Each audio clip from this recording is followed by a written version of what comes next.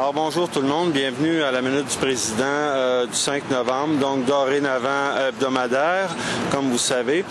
Écoutez, aujourd'hui, premièrement, une annonce au sujet des statuts règlements. Bon, écoutez, avec le Conseil, on a longuement débattu. Il y a des modifications qu'on veut proposer à l'Assemblée générale au sujet des statuts et règlements. Donc, vous avez déjà des publications qui ont été mises en ligne, le document concernant ces modifications-là qui sont sur notre site web. Il y en a aussi dans tous les bureaux syndicaux. Et et ça spécifie, entre autres, que pour les gens, nos membres qui voudraient faire des amendements, apporter des amendements à ces statuts-là, ils auront l'occasion de le faire jusqu'au 18 octobre. Donc, c'est la date, là, 18 novembre, pardon. C'est la date butoir là, pour faire parvenir vos propositions d'amendement. Et ceux qui voudront, on emmènera ces amendements-là à l'Assemblée. Il va y avoir cette assemblée-là, comme d'habitude, elle va être itinérante. On va faire un ensemble de sites du C3A Jeanne-Mance, mais il va y avoir aussi une assemblée principale, la première en date du 28 novembre. Donc, et cette assemblée-là va être tenue à l'extérieur des heures de travail pour la simple et bonne raison qu'on veut laisser, en plus des assemblées midi, un espace qui va être suffisant pour que les gens qui veulent débattre, poser des questions, etc., puissent avoir l'occasion de le faire. Alors donc, c'est un rendez-vous. La tournée, en fait, avec cette première assemblée-là dont je vous parle, elle va tourner du 28 au 8 décembre. Donc, c'est un rendez-vous et c'est à bientôt. Donc, consultez les documents, lisez-les pour ceux et celles que ça intéresse. Je voudrais maintenant cesser là pour un moment de vous parler de chiffres, de dossiers, de quantification, etc., pour vous dire que, bon, écoutez, notre lutte au C3A Jeanne-Mance, elle n'est pas unique dans le sens qu'on voit bien que les problèmes qu'on vit au niveau du démantèlement des services publics se vit un peu partout ailleurs.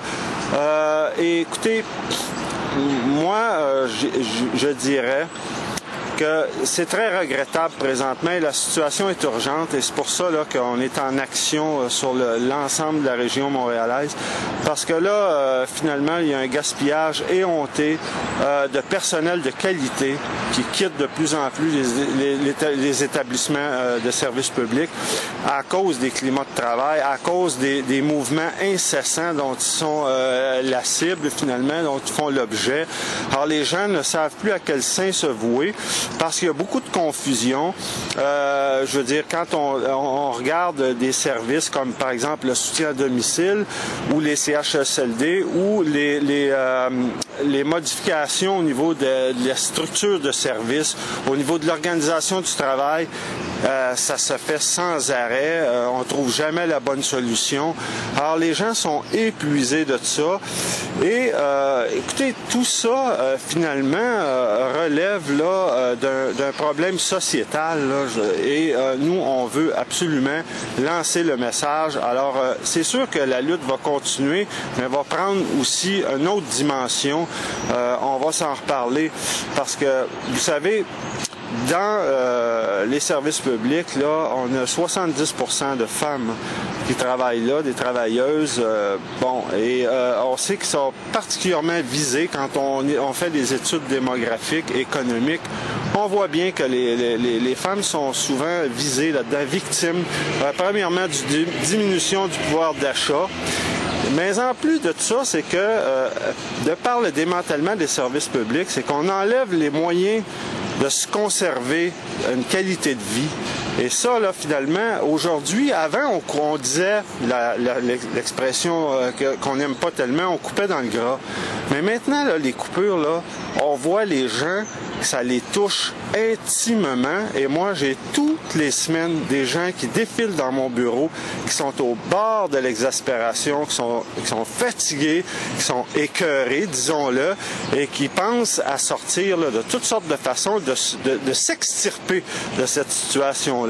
Alors, c'est toutes ces décisions-là qui font en sorte là, qu'on est en train présentement d'affaiblir considérablement et de façon peut-être irrémédiablement les services publics. Et d'ailleurs, un dernier mot, si c'était pas assez, vous savez que la loi 127 qui régit les conseils d'administration dans les établissements de santé publique, bien, par exemple, on est passé de par cette loi-là de 4 représentants de la population à 2. Le signal est clair, c'est qu'on veut pas entendre la population. Tout concourt finalement à diminuer la participation des gens aux décisions qui les concernent au premier chef. Alors, c'est toutes ces dispositions-là qui s'additionnent. Alors, donc, nous, on en fait le constat. Et donc, ça nous encourage aussi, et je pense que l'humeur dans toute la région, en tout cas de notre panorama à nous, dans toute la région Montréal, Laval, etc., l'humeur est pas mal semblable un peu partout, c'est que les gens en ont assez et bientôt, on va se faire entendre là-dessus. En attendant, je vous souhaite une très bonne fin de semaine.